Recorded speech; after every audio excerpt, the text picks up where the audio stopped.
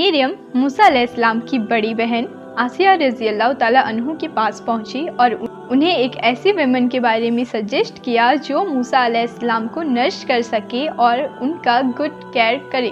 آسیہ رضی اللہ تعالیٰ عنہ اس ویمن سے ملنے کے لیے راضی ہو گئی۔ مریم دوڑتی ہوئی گھر واپس آئی اور پوری سچویشن اپنی والدہ کو بتایا، جو اب نیو بورن بیبی کے لیے بے چین اور پریشان تھی۔ مریم نے انہیں نیوز دیا کہ موسیٰ علیہ السلام آسیہ رضی اللہ تعالیٰ عنہ کے گھر پرنس کی طرح بڑھیں گے۔ اس نے اپنی والدہ سے کہا، آسیہ رضی اللہ تعالیٰ عنہ کو ایک ایسی ویمن کی ضرورت ہے جو موسیٰ علیہ السلام کو نرس کرے اور ان کا ڈیئرلی ٹیک کیئر کرے۔ موسیٰ علیہ السلام کی والدہ امیڈیٹلی سمجھ گئی کہ یہ اللہ کا مرشائے ہے، اور پھر وہ پیلس اپنے بیٹے سے ملنے گئی۔ اور پھر اسی طرح ہم نے موسیٰ علیہ السلام کو انہیں ریٹرن کیا، جس سے ان کے دل کو سکون ملے اور تکلیف نہ رہے، اور جس سے وہ جانے کہ اللہ کا وعدہ سچا ہے۔ لیکن بہت سے لوگ یہ نہیں جانتے۔ وہ موسیٰ علیہ السلام کو اپنی باہوں میں لے لیے اور سینے سے لگا لیا۔ موسیٰ علیہ السلام سکل کرنے لگے۔ فرعون وہاں آیا اور اسے کچھ ان یوزول لگا۔ اس نے پوچھا، کون ہو تم؟ اس بچے نے باقی ساری دوسری ویمنز کو شکل کرنے سے انکار کر دیا ہے۔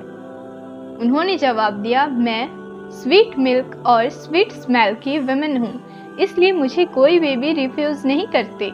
فائنلی وہ موسیٰ علیہ السلام کی as a care taker appointed ہوئی۔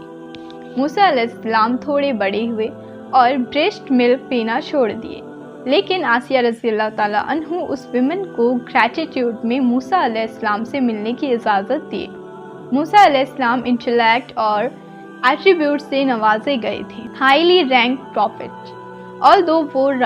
although وہ راز شاہی میں بڑے ہوئے اور ان کا ہارٹ ہمبل اور کبھی کبھی مجبوروں کی ہیلپ کے لیے چلے جاتے۔